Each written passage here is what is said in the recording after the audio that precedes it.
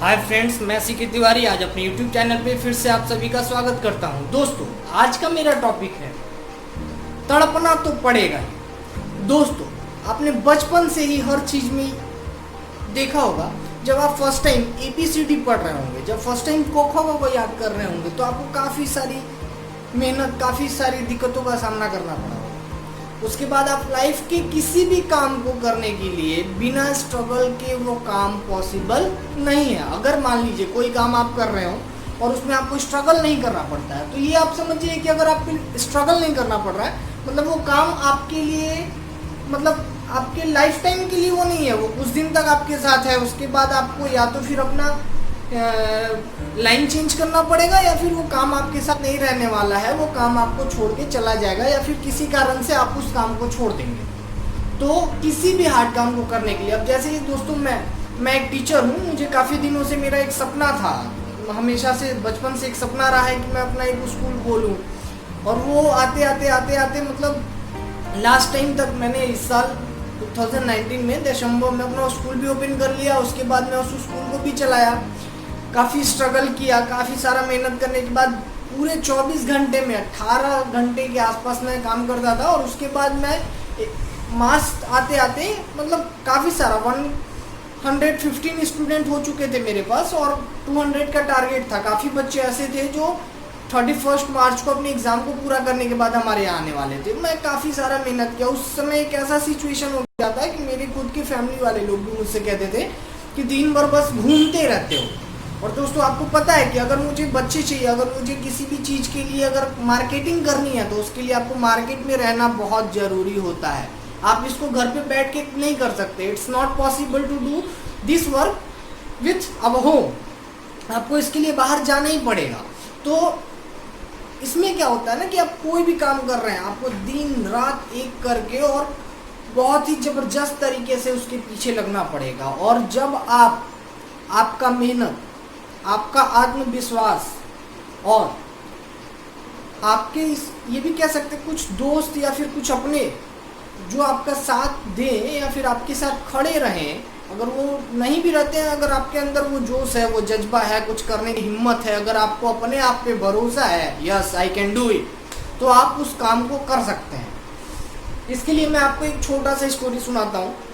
मैं काफ़ी टाइम ऐसा देखा हूँ, मैं बच्चों को पढ़ाता हूँ, या फिर कई सारी बार ऐसा हुआ है, मैं किसी टॉपिक पे डिस्कशन करता हूँ तो लोग मेहनत नहीं करना चाहते किसी चीज़ के पीछे। पहले के लोग होते थे वो काम करते थे कुछ सीखने के लिए, बट आज के लोग होते हैं बिना फ़ायदे का कोई काम ही नहीं करना चाहते हैं, बॉस, चाहे वो पढ़ाई क्यों ना हो।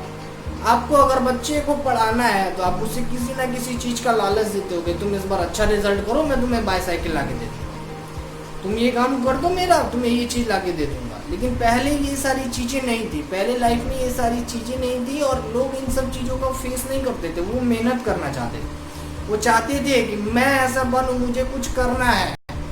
मैंने कई सारे लोगों के बारे में सुना है, वो रोड के किनारे बिना खाए पिए सो के भी पहले काम करते थे क्योंकि उन्हें कुछ करना है, और आज वो एक सक्सेस पीपल है, पूरे लाइफ में एक सक्सेस इंसान है। दोस्तों, आज मैं आपको एक स्टोरी सुनाता हूँ। एक बुक में मैंने पढ़ी थी,